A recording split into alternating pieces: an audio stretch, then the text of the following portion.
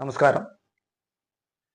9 മലയാളം ന്യൂസിലേക്ക് എല്ലാ പ്രേക്ഷകർക്കും സ്വാഗതം. ചോദിച്ചാൽ ഞാൻ വല്ലതൊക്കെ തുറന്നു പറഞ്ഞു പോകത്തില്ലയോ? അങ്ങനൊന്നും ചോദിക്കരുത്. എന്നാലും വല്ല പഴയ അധ്യാപക ശൈലിയും ഇപ്പോഴത്തെ അധ്യാപക ശൈലിയും അങ്ങനെ അധ്യാപകൻ തന്നെയാണ്.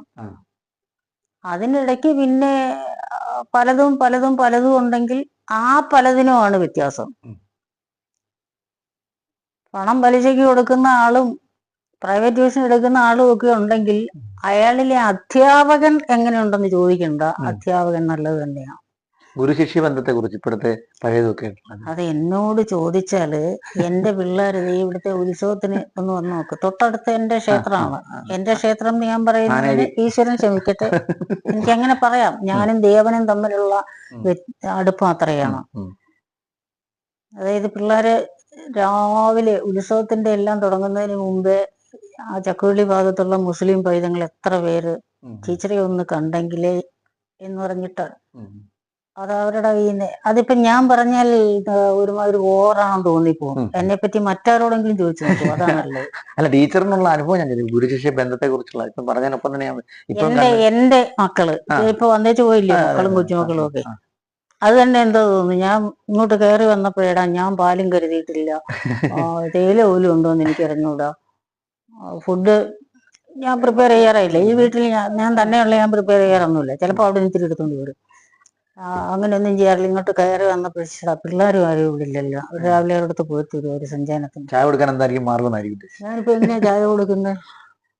അല്ലെങ്കിൽ ഉച്ചയ്ക്ക് ഞാൻ ഭക്ഷണത്തിന് എന്ത് ചെയ്യും? അതല്ലേ ഞാൻ പറഞ്ഞത്, നേരത്തെ വന്നതെന്താണ്. അങ്ങനെ വിചാരിച്ചപ്പോ എന്റെ മോള് വന്നു. ഞാൻ പറയും, മോളെ അമ്മമ്മക്ക് അബദ്ധം പറ്റിയില്ലടാ. എന്താ മോളെ? അത് ഞാൻ പോയി വാങ്ങിച്ചോണ്ട് വരാം. അപ്പം അതിന്റെ അമ്മ കൊച്ചു പറഞ്ഞു, അതായത് എന്റെ മോള്, അമ്മക്ക് എന്ത് കഴിച്ചത്? ഞാൻ പറഞ്ഞു, ചായ കൊടുക്കാൻ പോലും ഇവിടെ ഒന്നുമില്ല. ഒരു കവറ് തേയില, ഒരു കവറ് പാല്, ഒരു പിന്നെ പൊടിയരി, പിന്നെ അത് ഇത് ഒക്കെ എല്ലാം റെഡി. എനിക്ക് വാങ്ങിക്കാനായിട്ട് പോയതൊന്നും അല്ല, അവർ ഓൺ ദ വേ വാങ്ങിയത്. പക്ഷെ എനിക്ക് വേണമെന്ന് തോന്നിയാൽ എന്റെ മക്കൾ ആ സാധനവുമായിട്ട് അവിടെ എത്തിയിരിക്കും. അതിനേക്കാളാണ് അങ്ങനെയുള്ള എന്റെ മക്കൾ പറയും, അമ്മയ്ക്ക് എപ്പോഴും ഓരോ രീതിയിലെ പിള്ളേരാണല്ലോ ഞങ്ങളെ കാട്ടി. അമ്മയ്ക്ക് അമ്മയുടെ പിള്ളേരെന്ന് പറയുന്നതാണ്. സത്യം പറയട്ടെ, ആദ്യത്തെ ബാച്ച് ഞാൻ പഠിപ്പിച്ച ആദ്യത്തെ ബാച്ച് എന്ന് പറഞ്ഞാൽ എനിക്ക് 20 വയസ്സുള്ളപ്പം 27 വയസ്സിന്റെ റേഞ്ചിലുള്ള പിള്ളേരെ ക്ലാസ്സിലുള്ള. അന്നത്തെ ഒരു പ്രത്യേക 11ാം ക്ലാസ്സും ഒക്കെ ആയിരുന്നു. ടീച്ചറിന്റെ എത്രാമത്തെ വയസ്സിലാണ് അധ്യാപികയായിട്ട് കയറുന്നത്? 20 വയസ്സ് ജസ്റ്റ് കംപ്ലീറ്റ് ആയതിന്റെ 14ാം ദിവസം ഓടിപ്പോയി. സ്കൂളിലായിരുന്നു ആദ്യമേ? ഇവിടെങ്ങും അല്ല, മഹാരാഷ്ട്രയിലായിരുന്നു. അതെന്തായതാന്നൊക്കെ ചോദിച്ചു പോയാൽ ഇവിടെ എങ്ങും നിൽക്കത്തില്ല. അതുകൊണ്ട് അടുത്ത കാലത്ത് എന്നോട് ആരാണ്ട് ചോദിച്ചു, ടീച്ചർക്ക് ഇപ്പൊ എത്ര വയസ്സുണ്ടെന്ന്. ഞാൻ പറഞ്ഞു 2500 കഴിഞ്ഞു. അപ്പം പറയുന്നത് ഞാനായതുകൊണ്ട് അവർക്കറിയാം അതിനകത്ത് എന്തെങ്കിലും ഉണ്ടെന്ന്. ഇങ്ങനെ നോക്കിയപ്പോ ഞാൻ പറഞ്ഞു, ഇടോ 2500 വർഷം ഒരു സാധാരണ ജീവിതം ജീവിച്ചാൽ കിട്ടാവുന്നതിൽ കൂടുതൽ അനുഭവങ്ങൾ ഉണ്ട്. അതുകൊണ്ട് പറഞ്ഞതാ. ഈ പുതിയ പുസ്തകങ്ങളും വല്ല എഴുതണമെന്ന് തുടങ്ങിയിട്ടുണ്ട്? അങ്ങനെ വല്ലതും ഉണ്ടോ? പുതിയ പുസ്തകം എഴുതണമെന്ന് ഒരിക്കലും ഞാൻ ആഗ്രഹിച്ചുകൊണ്ടല്ലോ ചെയ്തത്. ഞാൻ പറഞ്ഞില്ലേ, പുസ്തകം എടുത്ത് അത് പബ്ലിഷ് ചെയ്യുക, പബ്ലിക്കിനെ അറിയിക്കുക, ഞാൻ എഴുത്തുകാരിയാണെന്ന് പറയും, ഇതൊന്നും എന്റെ ഇതിലുള്ളതല്ല. എനിക്കിപ്പോഴും പശുക്കളെ തീറ്റുന്നതും അതും ഇതൊക്കെ. അപ്പുറത്തൊരു വീട് ഉണ്ടായിരുന്നു, ഒരു 2 നില വീട്. അത് ഞാൻ ജനിച്ചു വളർന്ന വീടാ. എത്ര പശുക്കളുണ്ട്? ഇപ്പൊ ഒന്നുമില്ല. ഇപ്പം മക്കളൊക്കെ ഒരു ദിവസം ഞാൻ ജോലിയും കഴിഞ്ഞ് വന്നപ്പോ ഇരുത്തില് കാലി. മോളെ പശുക്കളെന്ത് ചെയ്യും? അത് ഞാൻ ചിറ്റപ്പനോട് പറഞ്ഞു വന്ന് ഒരു ലോറിയും കൊണ്ട് വന്ന് കൊണ്ടുപോയിക്കൊള്ളാൻ. ഇങ്ങനെ വയസ്സുകാലത്ത് അച്ഛന് കന്നാലി തീറ്റാൻ പോവില്ലേ. അങ്ങനെ അപ്പൊ ചിറ്റം വിൽക്കുവോ വളർത്തുവോ വല്ലവർക്കും കൊടുക്കുവോ എന്താന്ന് വെച്ചാൽ ചെയ്തേക്കാം, ഇങ്ങോട്ട് കൊണ്ടുവന്നേക്കരുതെന്ന് പറഞ്ഞ പിള്ളേര്. പിന്നെ അതിന് നോ പറയാൻ ഞാൻ പോയി. ഇപ്പൊ പശുക്കളൊന്നുമില്ല. കലാപരമായിട്ട് വേറെ ഇപ്പൊ നൃത്തത്തിനെ കുറിച്ച് വേറെ എന്തെങ്കിലുമൊക്കെ ടീച്ചറുണ്ടോ?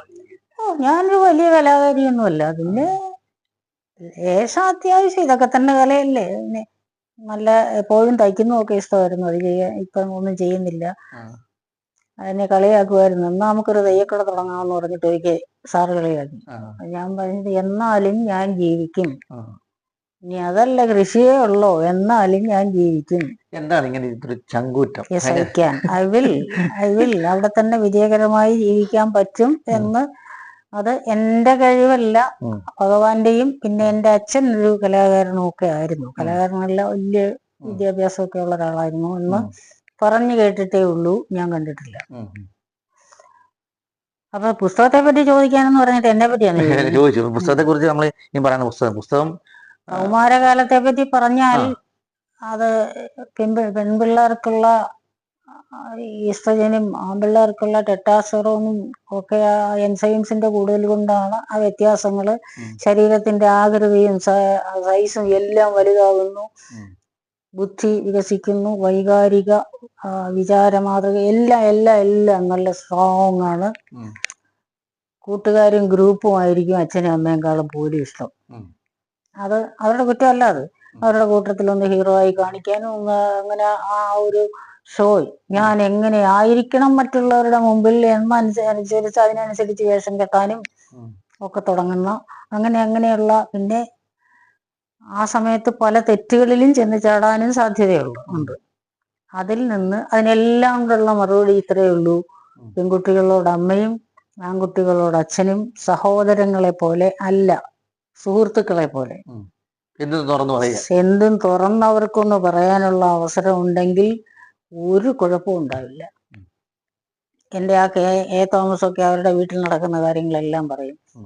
ഏറ്റവും അവസാനം 2012 ഒരു അഭിജിത്ത്, കേരളപുരക്കാരൻ,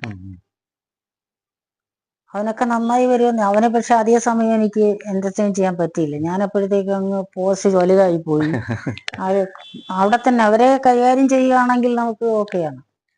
ഇപ്പോഴത്തെ കുട്ടികൾ രക്ഷകർത്താവ് ഒരുപാട് കുട്ടികൾ ആത്മഹത്യയൊക്കെ ചെയ്യുന്നു. അപ്പൊ അത് ഇങ്ങനത്തെ സാഹചര്യം കൊണ്ടായിരിക്കും. ഇതെല്ലാം ഇതിനൊക്കെ കൂടിയുള്ള ഈ എല്ലാ പ്രായത്തിന്റെയും ഈ അതായത് കൗമാരം കഴിഞ്ഞ് യൗവനത്തിലേക്ക് കയറുന്നതിന് മുമ്പുള്ള എല്ലാത്തിനും ഈ ഒറ്റ മരുന്ന് മതി. അവർക്ക് പറയാനുള്ളതൊന്ന് കേൾക്കാനുള്ള മനസ്സുള്ള ആളുകൾ വേണം. അങ്ങനെയുള്ള ആൾക്കാർ ഇവിടെ ഉണ്ടോ? അതാണ് ചോദ്യം. ഉണ്ടാവണം. അതിനാണ് ഞാൻ പലതും എഴുതിയിട്ടുണ്ട്. യൂട്യൂബിൽ കൂടിയൊക്കെ ഒരുപാട് ഞാൻ പറയുന്നു. ഇപ്പൊ അതൊക്കെ ആ എഴുത്തൊക്കെ ഉള്ളൂ. അത് തന്നെ ഉണ്ടല്ലോ. പക്ഷെ യൂട്യൂബ് ഇതൊന്നും കേൾക്കാൻ ആർക്കും താല്പര്യമില്ല, ആരും വായിക്കത്തുമില്ല, ഒന്നും ഷെയർ ചെയ്യത്തുമില്ല, ഒന്നുമില്ല. ജസ്റ്റ് ഞാനിത് പറഞ്ഞില്ല എന്ന വിഷമത്തോടു കൂടി എനിക്ക് മരിക്കാൻ കഴിയത്തില്ല. ഞാൻ പറഞ്ഞു, അത് അന്തരീക്ഷത്തിലുണ്ട്. അപ്പൊ പ്രേക്ഷകർക്ക് ഇപ്പം 9 മലയാളം പ്രേക്ഷകർക്ക് ടീച്ചറിന് പറയാനുള്ള എന്താണ് പറയാനുള്ളത്? ഇതാണോ പറയാനുള്ളത്? ഇതിനകത്താണോ ഉപദേശം? അല്ലെങ്കിൽ പ്രധാനപ്പെട്ട കാര്യം ഇതാണ്: കൊച്ചു കുഞ്ഞുങ്ങൾക്ക് മാനസിക കൊച്ചു കുഞ്ഞുങ്ങള് സമൂഹത്തിലൊക്കെ പലതും അനുഭവിക്കേണ്ടി വരുന്നുണ്ട്. ഞാനിപ്പോ സ്കൂളുകളുമായിട്ട് വലിയ ബന്ധം ഇല്ലാതിരിക്കുകയാണെങ്കിലും ഒരു ക്ലാസ്സിലെ ഒരു കുട്ടി പേപ്പർ മടക്കി അതിനകത്ത് ആക്സോയിൽ ഒഴിച്ച് വായിൽ വെച്ച് ലഹരി പിടിക്കുന്നത് എനിക്കറിയാം. അതെങ്ങനെയെന്ന് ചോദിച്ചാൽ കഥ ഒരുപാട് അങ്ങ് പോകും. അവന്റെ കൂട്ടുകാരൻ വേറൊരുത്തൻ എന്നോട് പറഞ്ഞതാണ്. ഇത്രേ വേണ്ടു അവന്റെ മുഖത്ത് നോക്കി ഒന്ന് പുഞ്ചിരിക്കുക. വിഷമഘട്ടത്തിലാണെങ്കിൽ സാരമില്ലല്ലോ, നമുക്ക് ശരിയാക്കാം എന്ന് പറഞ്ഞിട്ട് ഒന്ന് പ്രോത്സാഹിപ്പിക്കുക. ഏത് പ്രശ്നവും മാറും. അതാണ് പ്രേക്ഷകരോട് പറയാനുള്ളത്. പ്രേക്ഷകരോട് പറയാൻ എനിക്ക് ഒരുപാട് കാര്യങ്ങളില്ലേ.